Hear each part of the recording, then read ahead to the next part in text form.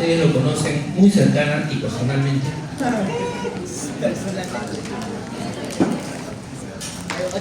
Como tú. Cuando me siento, debo de estar caminando y me duele la cabeza. Astenia, pérdida de peso y ganancia de peso. ¿Habrá relación en esas tres variables o no habrá relación? Cambio de posición. Partamos del concepto de astenia.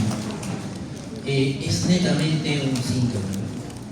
Es netamente un síntoma porque es esa sensación que siento yo de manera muy subjetiva respecto a mi actual. Me siento debilitado, me siento sin energía, me siento débil o me fatigo fácilmente. Esa sensación subjetiva es lo que nosotros clasificamos como astenia. Y una característica de esta sensación es que aún descansando no se alivia o se alivia mínimamente, ¿no? Entonces, falta de energía, debilidad o fatigabilidad son lo que caracteriza este síntoma, ¿no? ¿Para qué nos sirve conocer la astenia, identificar la astenia en un paciente? Porque es un síntoma relativamente frecuente, pero el problema es que no es específico, ¿no? No es como la fiebre, que podríamos decir que la fiebre tiene una especificidad para infección, neoplasia, inflamación. Pero la astenia tiene muchas etiologías, muchas causas, y es todo un reto a partir de este síntoma determinar la causa. Puede ser desde un problema psicológico, ¿no? Me jalaron 3 veces, no sé qué voy a hacer. Descubrieron mi historia clínica con un varón de 80 años que tiene un hijo el año pasado. Me deprimo, entonces ya no quiero saber nada de la vida, ¿no? Un tema psicológico. O puede ser una enfermedad tan seria como un cáncer, por ejemplo, ¿no? Que te debilita. Aquí les cuento una anécdota muy personal, a propósito de lo que me decía Valladares. Si yo tenía algunas cosas que me han marcado, hay muchas cosas que me han marcado. Y se los cuento porque espero que les sirva, ¿no? Les sirva de alguna manera. Y probablemente ustedes, espero que no, pero si sucediera, también tengan el valor de contárselos a sus alumnos, a sus colegas, a sus compañeros, a sus internos, para que no cometan ese error. Yo, nuevecito, recién salí de la universidad, con medio tórax en neumotórax espontáneo,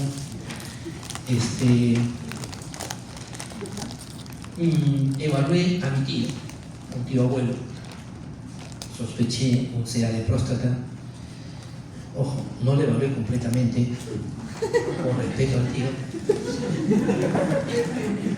pero le hago algunas pruebas y pues tenía un PSA que superaba los 70 puntos. Wow. Los signos clarísimos, consultivos, dije, este es un cáncer. Entonces mi tío es soltero y son sus sobrinos los que ven, dentro de mi mamá. Le comento a mi mamá, el tío tiene cáncer. Me dice, no le digas, no le digas. Y yo trome en discusiones de ética con el derecho del paciente a conocer su enfermedad. Sendas discusiones en los talleres para llegar a la conclusión de que el paciente tiene el derecho de conocer su enfermedad, que nadie le puede quitar ese derecho. Me impuse ante mi mamá y se lo conté a mi tío. Y digo, tío, usted tiene esto, pero podemos ayudarlo y paliar esto. Todavía estamos aquí. Vamos a utilizar antiandrógenos. No es necesario operarlo todavía, pero eventualmente podríamos planificar una operación, de repente hacer una quitarle los testículos, volverlo eunuco y con eso controlar. No voy haciendo de metástasis. La cosa es que en ese momento mi tío aparentemente me entendió, lo aceptó y se llevó los medicamentos que le indiqué. el día por mal. Como a las 2 semanas regresa, me busca y me dice: Marco, estaba leyendo estos medicamentos y aquí dice que es para el cáncer de próstata. O sea, obviamente no me escuchó, no me entendió. Recién leyendo, toma conciencia de lo que estaba pasando. Y le digo sí, y empiezo nuevamente con el rollo, a explicarle, ¿no? Tratar de tranquilizarlo y darle esperanza. Bueno, esperé, creí que me entendió. Se quedó un día en mi casa, dice que se retira. Y de ahí nunca más volví a verlo. Nunca más volví a verlo. Al mes, un familiar va allá a visitarlo y no lo encuentra. Busca su casa vacía. Consigue no sé cómo la llave, entra y las cosas como si él hubiese estado hace un mes allí y de repente se desapareció. Su tacita de su desayuno ahí en la mesa, el agüita en la tetera a medio llenar, la cama ligeramente desacomodada, no había signos de violencia ni nada. Empezamos la búsqueda. 6 meses buscándolo y nunca lo encontramos. Hasta que al octavo mes recibimos la noticia de que encontraron un cuerpo a la orilla del río. Mi mamá fue a ver con otros tíos y era mi tío. Se había suicidado. No saben cuánto me marcó y me afectó eso, porque me sentí culpable. Yo creyendo que estaba haciendo un bien, lo más probable es que había hecho un mal, ¿no? Y precipité las cosas. Entonces, cuando nosotros enfrentamos a un paciente con nuestras creencias académicas, tengamos mucho cuidado. Por eso insisto en esta frase: valorar las cosas en el contexto del paciente. En el contexto del paciente. Si hubiera tenido yo claro este aspecto, hubiera evaluado el contexto de mi tío. ¿Cuál es su contexto? Vive solo, no tiene soporte familiar cercano con quien conversar sobre lo que le pasa, no tiene quien lo consuele, no tiene cómo distraerse, se queda en su casa solo pensando en su enfermedad. Y eso se convierte en un pensamiento obsesivo. El pensamiento obsesivo en un pensamiento depresivo. La depresión se vuelve una compulsión y viene el suicidio. Esto a propósito de cómo es difícil interpretar o actuar frente a un médico, a un paciente, cuando tenemos una patología así difícil, ¿no? Difícil, por decirlo una cosa. Y la astenia nos lleva a pensar mucho en algo tan sencillo como un trastorno, sencillo en términos de gravedad, no de manejo, porque sí es complicado manejar un tema psicológico de un paciente con astenia, versus un cáncer que es mucho más serio, ¿no? Entonces, espero que esto pues les sirva, y les digo, los profesores con los que debatimos, porque ustedes llevan un curso de ética, ¿verdad? Todavía no. Pero llevan, ahí está la currícula. Bueno, en ese curso de ética nosotros tenemos debates permanentes, discusiones, 2, 3 horas. Y ahí uno de los temas fue justamente, el derecho del paciente cuando es una enfermedad. Y el resumen de todo esto fue: tiene derecho a conocerlo. Quizás lo que faltó ahí con el docente es contextualizar el hecho. No olvidar que por más que el paciente tiene el derecho, también el paciente tiene el derecho a vivir tranquilo, a no complicarse, a no sentirse mal. Y si la noticia, en vez de ayudarlo a perjudicar, evitemos hacerlo. ¿Tienen cursos de oncología? En ECOE solemos hacer una estación de noticias difíciles. Y ponemos el caso para que el alumno, para ver cómo reacciona o cómo actúa frente a un caso difícil. Un ejemplito: hicimos un caso clínico donde la mamá llevaba a su hija de 2 añitos que tenía aparentemente leucemia. le habían hecho la biopsia y a ti te tocaba darle la noticia de que era una leucemia, con el agravante de que la mamá era una mujer añosa. Cuando tuvo a su hijo, hizo una complicación, hizo una atonía uterina con hemorragia masiva que la llevó a una histerectomía de emergencia. Es decir, la mamá no va a tener más hijos, su única hija, y tú le vas a decir, se va a morir. A ver cómo se lo dice. Esa es una estación, ¿no? Parte del examen. O no se lo dices.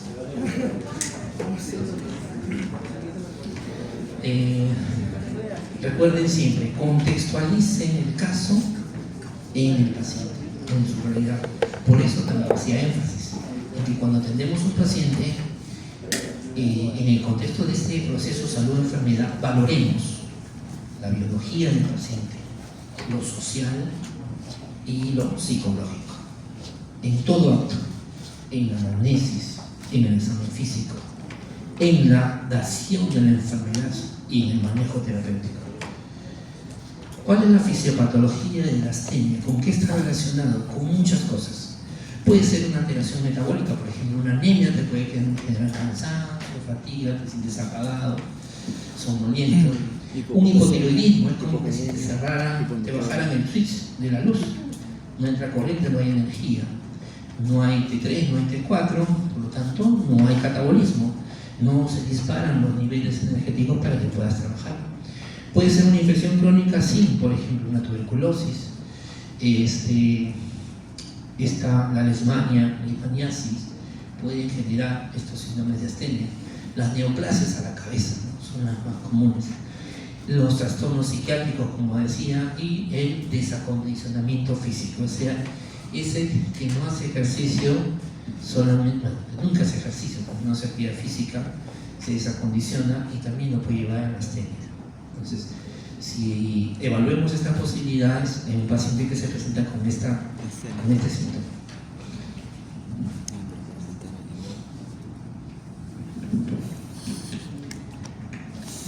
Un detalle clave cuando evaluamos la astenia. Si solamente hay astenia y no hay otro síntoma más, pensemos que esto es más psicológico que orgánico. Es decir, que no hay una enfermedad detrás de esto. La astenia que limita la vida casi siempre lo es. ¿Eso qué significa? Que si tu astenia está limitándote en tu vida diaria, resta capacidad de trabajo, capacidad de estudio, capacidad de convivencia, entonces lo más probable es que haya un fondo orgánico. Es lo más probable. ¿Por qué? Porque ya hay otros signos más, no solamente es astenia aislada. Vamos a ver astenia, pérdida de peso y ganancia de peso y luego unimos los tres. ¿Ya? Pérdida de peso, ¿qué cosa es? Hablamos de pérdida de peso formalmente en semiología cuando se ha perdido igual o más del 5% del peso corporal en 6 a 12 meses.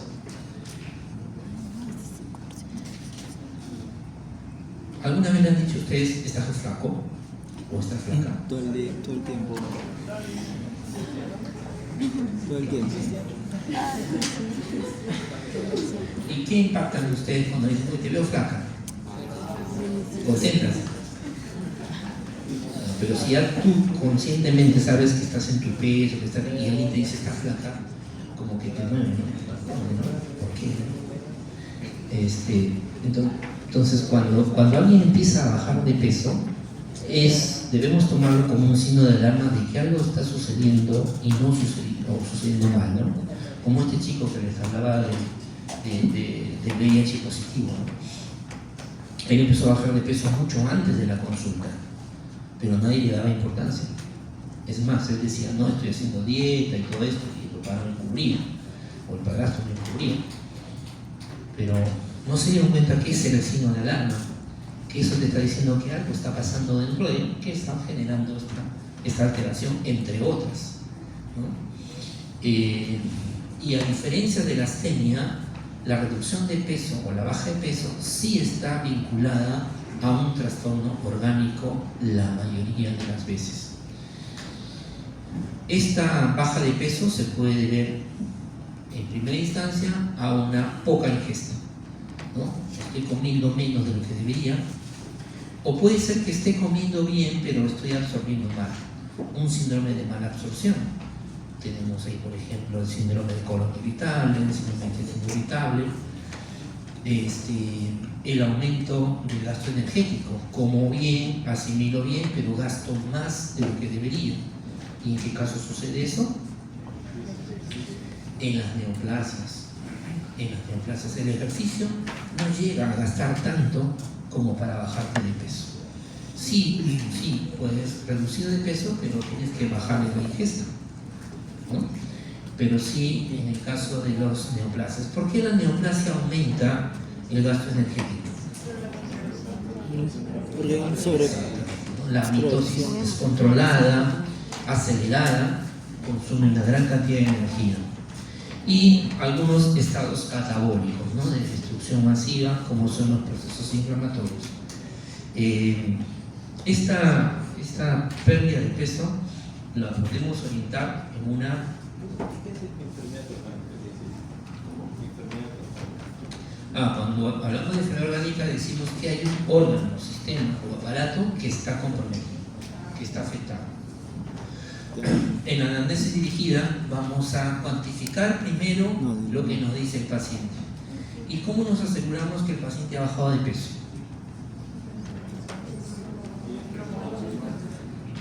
Siempre preguntar por su peso habitual, ¿verdad?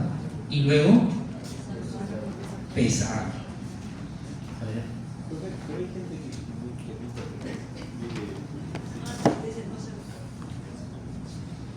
Bueno, en ese caso no nos sirve esa forma de investigar. Preguntaremos, por ejemplo, si la ropa que está usando la ha usado el mes pasado o hace 5 meses y le queda igual que antes, o le ajusta o le sobra, ¿no? Porque algunos vienen ya con la ropa que parece que fuera prestada, ¿no? Se le cae, no arma como debería.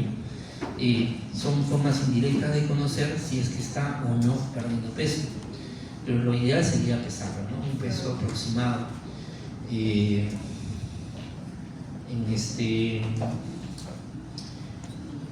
Hasta ahora no puedo yo asociar, y de repente ustedes lo pueden hacer, asociar el número de kilos de pérdida ponderal relacionados con la talla. Por ejemplo, yo soy talla, digamos, 36 en pantalón. Si bajo a una talla 34, ¿cuántos kilos tendría que bajar? Para bajar una talla 32, ¿cuántos kilos tendría que bajar? Tarea para su casa. Si ustedes logran eso, tenemos una forma de orientarnos. Ya no necesitamos balanza, pero sí con las tallas podríamos tener una idea de cuánto ha perdido ese paciente, ¿no? Si hablamos de pérdida de peso, tenemos que hablar también del apetito, ¿no? Su nivel de ingesta se mantiene igual, ha disminuido, pero no solamente eso, la calidad nutricional ha variado, ¿no? Yo cuando me fumé Serum bajé de peso el primer mes bajé como 3 kilos de peso. No estaba acostumbrado a comer arroz crudo. ¿Qué más hacían allá? Saltado de sesos. Anticucho de llama. ¿De llama? Chalhuanca. Chalhuanca, Purímac. Ahí te da más puntos para la residencia. Entonces, bueno, la ingesta influye en tu peso, definitivamente, ¿no? Preguntar si hay síntomas digestivos, de repente hay un síndrome de mala absorción, de repente su hábito evacuatorio ha aumentado, su tránsito intestinal se ha elevado, lo que da menos tiempo para la absorción de los nutrientes a nivel tubo digestivo. Esas alteraciones digestivas podrían darnos ya un origen de la disminución de peso. Y lo otro, y si hay síntomas generales como la fiebre, la sudoración nocturna, asociada mucho a la tuberculosis, ¿no? Una característica de tuberculosis es la reducción de peso, la tos vespertina o nocturna, la fiebre por más de 15 días.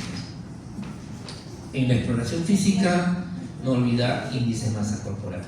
Mire, esto que parece elemental, sencillo y fácil de comprender, cuando hemos tomado el examen, muchos no han preguntado el peso habitual para calcular si ha bajado o subido de peso. Otros no han calculado el índice de masa corporal. Lo pesan, lo tallan y siguen examinando y no me dicen cuándo es su IMC. Ni siquiera me dicen, no tienes que calcular, quieres ganar tiempo, como se te va el tiempo, ya pues lo peso, IMC 29, ya. Te creo, ¿no? Pero lo que yo busco es que lo hayas pensado y lo hayas hecho.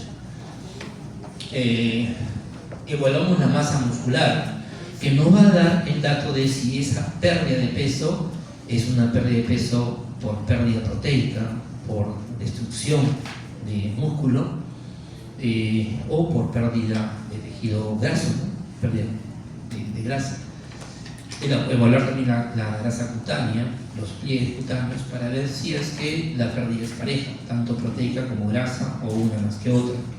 Y las adenopatías, ¿no? Que nos orientan a pensar en cuadros neoplásicos asociadas a esta pérdida de peso. Acá está la respuesta a tu pregunta.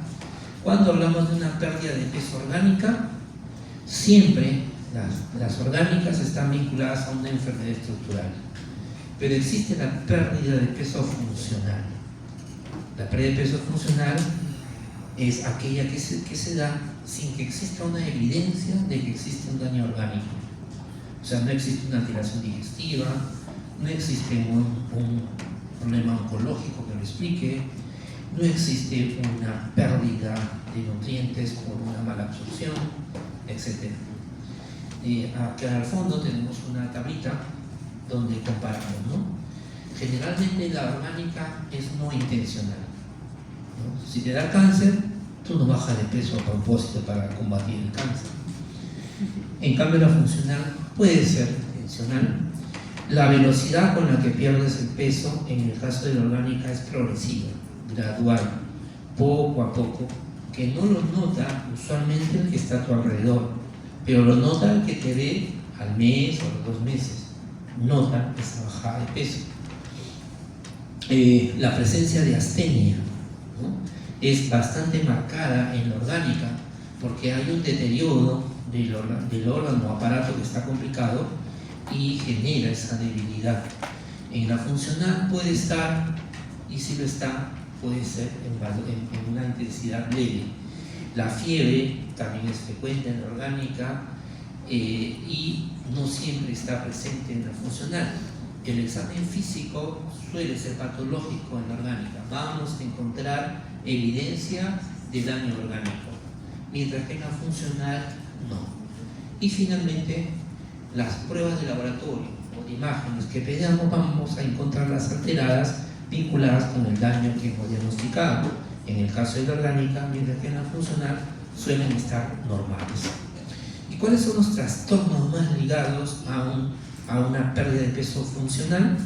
Los trastornos de ansiedad, de depresión y de restricción dietética no declarada. Un ejemplo de ella, la anorexia, ¿no? La anorexia es un trastorno psicológico también. El paciente come, luego siente remordimiento y provoca vómito para no subir de peso.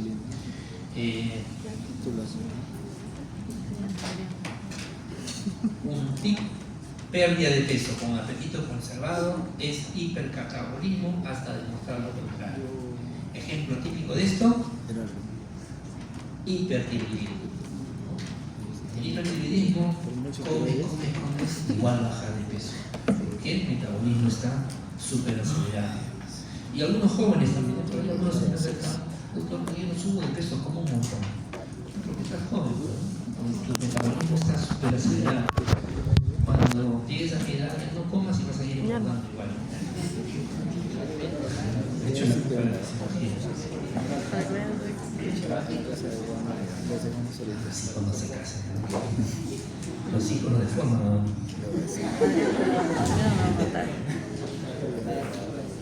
Veamos lo contrario. ¿Qué pasa? ¿Cómo se lleva esa tecnología en una ganancia de peso? aquí ya no hay un valor que nos diga cuándo decimos ganancia de peso, como en el caso de la pérdida, que es 5%. En este caso, hablamos más bien de un incremento de masa. ¿Qué masa? Puede ser la masa magra, puede ser la masa grasa, o sea, grasa o músculo, o puede ser por incremento en la retención de líquidos. Un edematoso puede estar ganando peso, ¿cierto? Pero ese edema es agua. ¿Cómo diferenciamos o qué debemos hacer para evaluar a un paciente con ganancia de peso? La tarea es esa. ¿Ha ganado peso porque ha ganado grasa, porque ha ganado músculo o porque ha ganado agua? Si lo que el paciente tiene es un edema y por eso ha incrementado su peso, a eso no lo llamamos propiamente ganancia de peso. A eso le llamamos pseudo ganancia de peso, ¿no? Es un edema realmente, es un edema.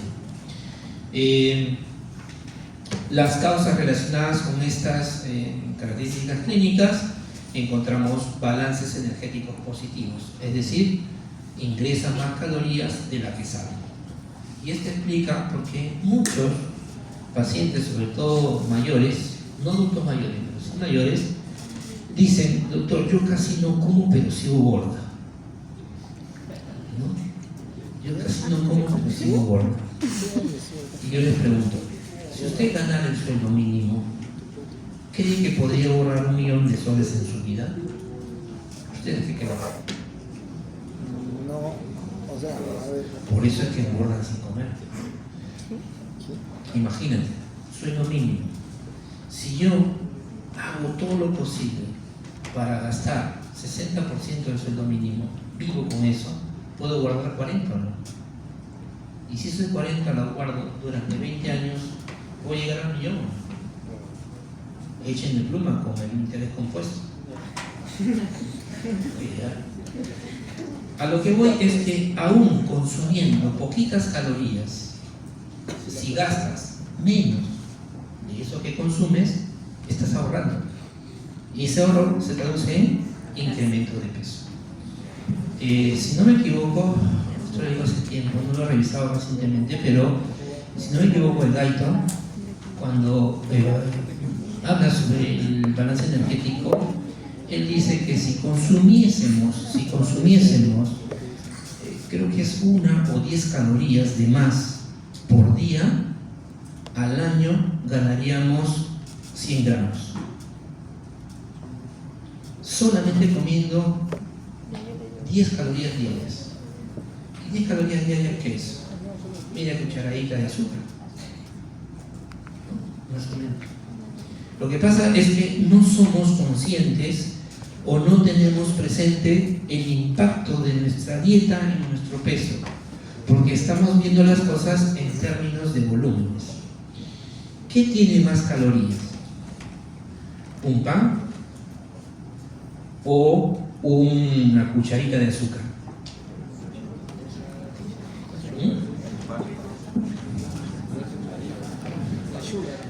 El pan tiene más volumen. Si pesamos, el pan tendrá más o menos, ¿cuánto? ¿20 gramos? 20 gramos. Si es puro carbohidrato, me da 4 calorías por gramo. Hablamos de 20 por 4, 80. Una cucharita de azúcar, ¿cuántos gramos tiene? 5 en promedio. Si me da 4 por gramo, tengo 20. ¿Cierto? Ahí está clarísimo. Volumen y volumen más calorías. ¿Qué tendrá más calorías? Un pan o una pastillita de vicio.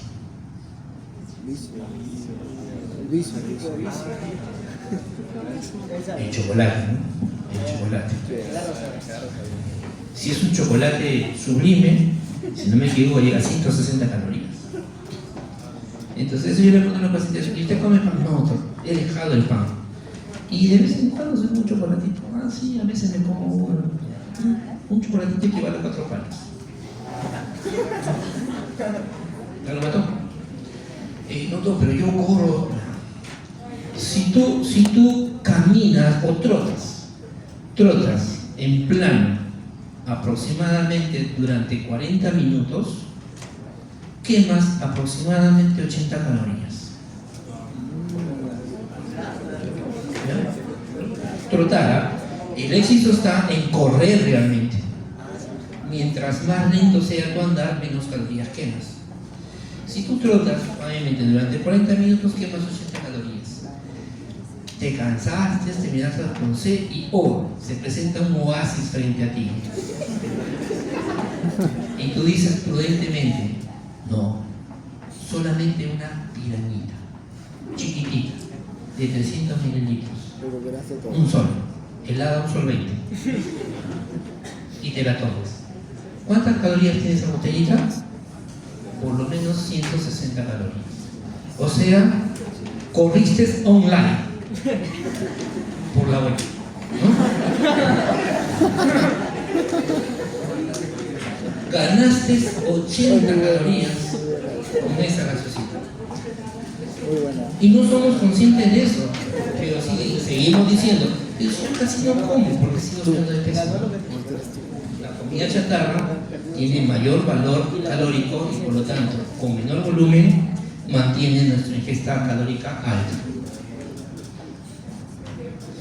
En la anamnesis para la ganancia de peso, busquemos siempre evaluar con qué rapidez se ha ganado el peso, ¿no? Una ingesta sostenida, incrementada de nutrientes te va a hacer ganar de peso, pero de manera progresiva, no bruscamente. Una patología sí te va a hacer ganancia rápida, por ejemplo, un síndrome de Cushing te va a hacer ganar peso más rápido. Averiguar los cambios dietéticos, ¿no? Porque si tu ingesta calórica ha aumentado, ¿no? Antes no comías frituras y ahora sí. Antes no comías dulces, ahora sí. Entonces, ese cambio dietético puede influir en tu ganancia de peso y hay que averiguarlo. Si usas fármacos, hay medicamentos que incrementan el apetito y pueden hacer ingerir más alimentos. Hay medicamentos que son un poco más anabólicos y hacen que subas de peso. Y si esta subida de peso se vincula con la presencia de algunos signos como disnea o edemas, ¿no? Si hay edemas, alejamos la posibilidad de un incremento de peso y nos acercamos más a una pseudo ganancia de peso, ¿no? Y en la exploración física no basta con pesar al paciente y saber cuánto peso subió, sino cómo está distribuido ese peso.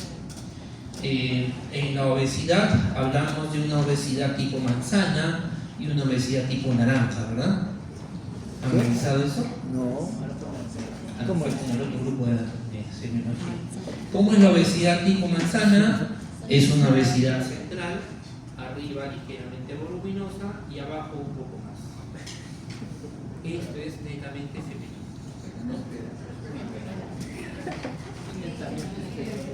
No, la pereza sin delgado. ¿Qué fue? Espera. Cambiamos de fruta. Y la otra manzana. Esta sería el varón. El varón es más uniforme. Pero el mensaje está en que la acumulación de grasa es central. Y esto tiene que ser evaluado también en el contexto de las enfermedades metabólicas. Ya un incremento en el diámetro de la cintura nos sugiere una enfermedad metabólica. Entonces una ganancia de peso debe ser evaluada en ese contexto también, ¿no? Cómo se distribuye el peso. ¿Ha habido una distribución homogénea, central y periférica o solamente central?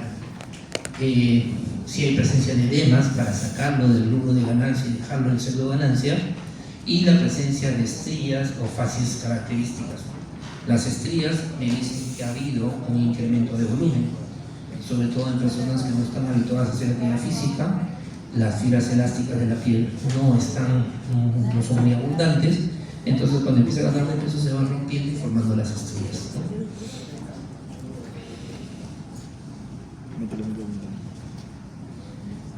Una sentencia, una ganancia rápida de peso casi nunca es grasa.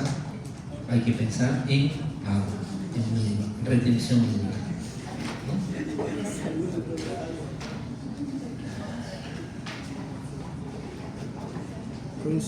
¿Qué apareció primero? Si la astenia aparece primero y luego hay una pérdida de peso, sugerencia, pensemos en una tuberculosis, pensemos en una enfermedad autoinmune, pensemos en una neoplasia hematológica. Esto nos genera primero esas sensaciones de debilidad, de cansancio, de falta de fuerza, ausencia de energía, y después se manifiesta con una pérdida de peso. Pero al revés, si la pérdida de peso fue primero y después apareció la astenia, pensamos más bien en un problema oncológico, en una enfermedad celíaca, un trastorno digestivo o cualquier otro trastorno alimentario. Es decir, la astenia, la debilidad, es consecuencia de la falta energética real por aporte o por consumo. En cambio, en el primer caso, la astenia es la manifestación inicial del proceso mórbido. Cuando este proceso mórbido aumenta el gasto energético, se manifiesta la disminución de peso. ¿Y qué pasa si tanto la pérdida de peso como la astenia se presentan simultáneamente? Pensemos en un trastorno endocrino como el hipertiroidismo, los linfomas o las infecciones sistémicas. Miren cómo esto nos ayuda a orientar el diagnóstico. No digo astenia y pérdida de peso juntos igual hipertiroidismo. No digo eso. Digo que te orienta a pensar. Entonces, con este dato buscas, ya sabes, tiene astenia y tiene pérdida de peso en el momento. Puede ser hipertiroidismo. ¿Qué hago? Examino caída de cabello, qué tanto incremento de peso en el tiempo, si hay tolerancia o no al frío o al calor, si hay tremores o no hay tremores, la libido, si hay libido o no. Todo eso es como signos de hipotiroidismo o hipertiroidismo. En resumen, astenia más pérdida de peso, enfermedad sistémica como primera opción. Astenia más ganancia de peso, pensemos en un trastorno endocrino. Hipotiroidismo, por ejemplo. La astenia y las variaciones de peso sin un síntoma guía, sin un síntoma clave, orienta a un diagnóstico clínico precozmente. Acá abajito, miren, síntoma, síndrome. Astenia pura, síndrome constitucional. Pérdida de peso, síndrome consultivo, ¿no? Y edema lo sacamos de la ganancia de peso porque no es propiamente una ganancia de peso, sino es una pseudo ganancia de peso, queda como síndrome edematoso solamente.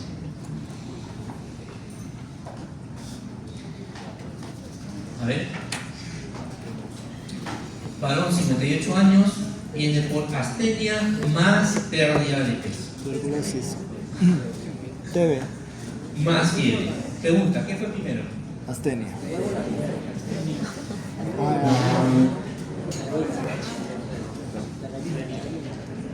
No precisa, pareciera que fue simultáneo, pareciera. Pero tenemos una astenia desde hace 3 meses, una pérdida de peso de 10 kilos, no sabemos desde cuándo. Eso hay que precisar cuando interrogamos al paciente. Y hay una fiebre vespertina intermitente. En el examen físico, palidez mucocutánea, idiopatía cervical pequeña y hepatoesplenomegalia leve. A ver, láncense, ¿qué opciones pueden tener? Neoplasia, una posibilidad. ¿Qué otra alternativa? Sí, neoplasia.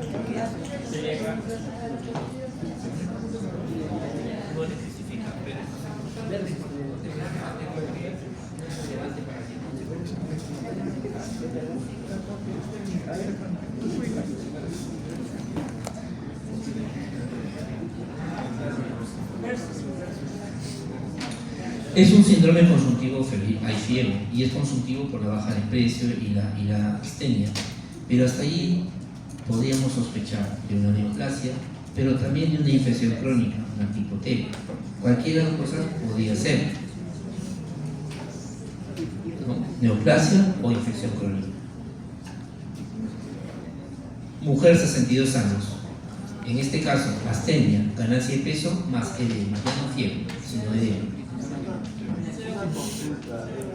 En su criterio anterior, clasificó al linfoma y a la neoplasia en dos categorías diferentes. Y eso me causa confusión. O sea, dos tipos de confusión. Ahí ya.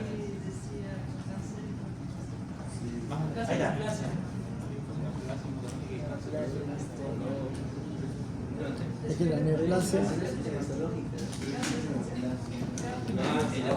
En la primera hablamos de neoplasias hematológicas, ¿no? Y abajito hacemos la precisión. En neoplasias hematológicas entran todo, ¿no? Los mielomas, las leucemias, todas las que tengan que ver con la serie roja, la serie blanca. En cambio, aquí en las que aparecen de manera simultánea, nos centramos específicamente en el linfoma. Específicamente en el linfoma. Ya descartamos las otras posibilidades, ¿no? Entonces, en el caso 2, ¿qué puede ser?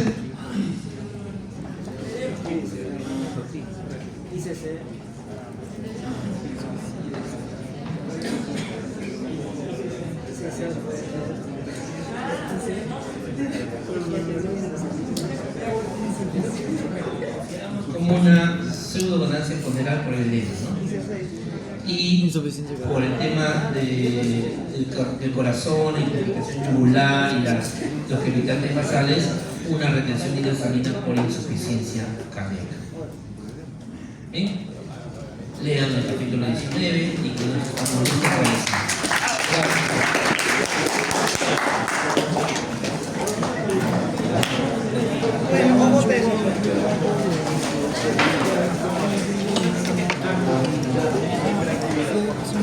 Astenia.